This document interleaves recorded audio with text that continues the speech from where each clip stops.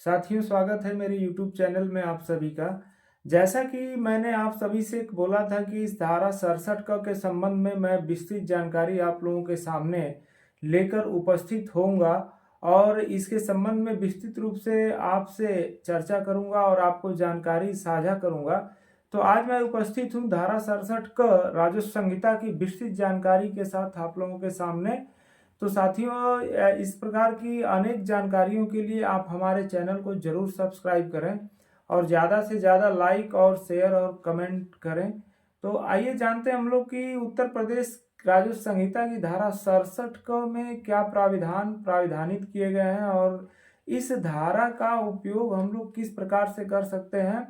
और इस धारा से हमें क्या फ़ायदा मिलेगा।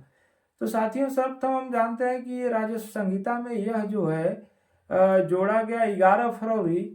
सन 2016 में धारा 67 को जोड़ा गया और इस धारा के अंतर्गत बहुत ही महत्वपूर्ण प्राविधान दिए गए हैं, जिसमें अगर किसी व्यक्ति ने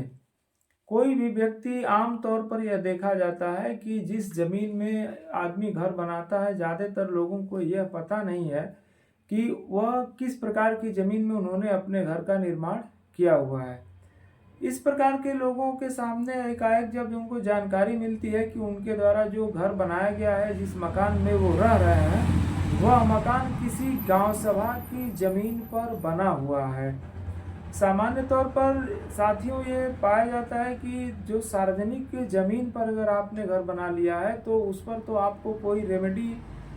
जल्दी मिल नहीं पाती है, यानी नहीं मिल पाती है। लेकिन अगर आपका जो मकान है और आपने जो मकान का निर्माण किया है, वह मकान जो है किसी गांव सभा की सार्वजनिक प्रयोग की भूमि को छोड़कर किसी बंजर या नवीन परती की जमीन पर यदि आपने मकान बना लिया है और वह मकान 29 नवंबर सन 2012 को भी यथावत कायम रहा है, तो उस जमीन पर आपको अधिकार मिल सकता है और उस जमीन को आप धारा 67 क के तहत विनियमित करा सकते हैं और उसे अपनी आबादी के रूप में घोषित करा सकते हैं। तो साथियों, आइए जानते हैं कि इसके लिए आपको क्या करना होगा। तो इसके लिए आपको उस सक्षम न्यायालय में आवेदन करना होगा। सक्षम न्यायालय यानी उप जिलाधिकारी संबंधित परगने के मजिस्ट्रेट के समक्ष आपको धारा 67 क के तहत आवेदन देना होगा और उस आवेदन में आपको उस घाटे की खतौनी और जो रिलीवेंट अन्य कागजात हैं उनको लगा करके और उस न्यायालय के समक्ष आपको अपना आवेदन प्रस्तुत करना होगा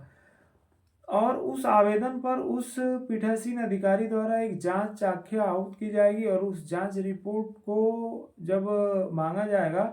तो उस जांच के दौरान यदि आपका मकान उस जमीन में 29 नवंबर सन 2012 के पूर्व से कायम रहा हो और 29 नवंबर सन 2012 को भी विद्यमान रहा है, तो आपको उस जमीन को जो है आबादी के खाते में दर्ज करने हेतु कार्रवाई की जा सकती है। तो इसमें एक सबसे महत्वपूर्ण चीज है कि धारा 67 क में यह लिखा गया है कि उस व्यक्ति द्वारा निर्मित मकान जो धारा 64 के अंतर्गत पात्रता रखता हो, यानी जिस व्यक्ति ने मकान बनाया हुआ है उस व्यक्ति की पात्रता भी उसमें देखी जाएगी और वह पात्रता राजस्व संहिता की धारा 64 में दी गई है और उस पात्रता में ये दिया गया है कि फर्स्ट प्रायोरिटी उस व्यक्ति को दी जाएगी जो व्यक्ति जो है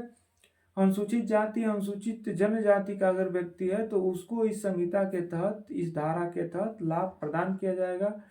उसके बाद दूसरा व्यक्ति है जो ओबीसी के व्यक्ति हैं और गरीबी रेखा से नीचे जीवन यापन करते हैं, उन व्यक्तियों को भी इस धारा के तहत लाभ दिया जा सकता है। उसके बाद सामान्य श्रेणी के व्यक्ति जो गरीबी रेखा से नीचे जीवन यापन करने वाले हैं, उन व्यक्तियों को भी इस धारा के तहत लाभ प्रदान किया जा सकता है। अब आइए जानते हैं कि इस धारा के तहत जो लाभ मिलेगा आपको, वह कितनी जमीन पर अगर आपका मकान है तो आपको इस धारा के तहत लाभ दिया जा सकता है। तो संहिता में ये कहा गया है कि अगर आपका जो मकान है वह मकान 200 वर्ग मीटर से कम भूमि पर है, यानी 200 वर्ग मीटर से अधिक भूमि पर आपको 67 का लाभ नहीं दिया जा सकता है। तो 67 क की जो है पात्रता देखी जाएगी। 67 क के अंतर्गत यदि आपने मकान का निर्माण किया है तो उसमें ये देखा जाएगा कि आप जो है उस धारा के अंतर्गत जो कानूनी प्राविधान है उसको प्राप्त करने के अर्हता रखते हैं कि नहीं रखते हैं। और उसके उपरांत देखा जाएगा कि आपने जो कब्जा किया हुआ है, जो मकान आपका बना है वो कहीं 200 वर्ग मीटर से अधिक एरिया पर तो नहीं है। अगर 200 वर्ग मीटर से अधिक एरिया पर अगर आपका मकान है तब भी आपको लाभ नहीं मिलेगा उससे अधिक जमीन पर। तीसरी बात ये देखी जाएगी कि जो आपका वह मकान है उसके अतिरिक्त आपके पास दूसरा कोई मकान होना नहीं चाहिए। और आपको अगर कोई मकान है और उस आपको आवास की तंगिश है तो इस कंडीशन में भी आपको जो आवेदन कर सकते हैं और इस धारा के तहत आप लाभ जो है प्राप्त कर सकते हैं। तो साथियों, धारा 67 क का लाभ प्राप्त करने के लिए आपको ये महत्वपूर्ण ये चीज़ देखनी होगी कि वह जो जमीन है जिस पर आप काबिज हैं वह सार्वजनिक प्रयोग की भूमि नहीं होनी चाहिए। वो धारा 59 के सब क्लास 2 के सब क्लास 1 में जो प्राविधानित भूमि है वह भूमि होनी चाहिए, सार्वजनिक प्रयोग की भूमि नहीं होनी चाहिए। और आपके पास उस मकान के अलावा दूसरा कोई मकान पूर्व से नहीं होना चाहिए। आपको आवास की तंगिश होनी चाहिए। और धारा 64 में जो पात्रता दी गई है उस पात्रता की क्राइटेरिया के अंदर आप आएंगे तभी आपको 67 क के तहत लाभ मिल सकता है। तो यदि आपने भी कोई मकान बनाया है, किसी मकान का निर्माण आपने किया हुआ है और वह मकान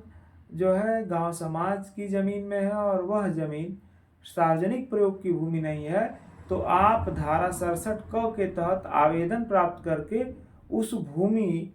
पर लाभ प्राप्त कर सकते हैं और उस भूमि को जो है आबादी के रूप में दर्ज करा सकते हैं। तो साथियों, यह जानकारी आपको कैसी लगी कमेंट बॉक्स में हमें ज़रूर बताएं। और यदि इस प्रकार का कोई प्रकरण आपके संज्ञान में है तो उसे धारा 67 के तहत आवेदन प्रस्तुत करके आप जो है लाभ उठा सकते हैं। धन्यवाद।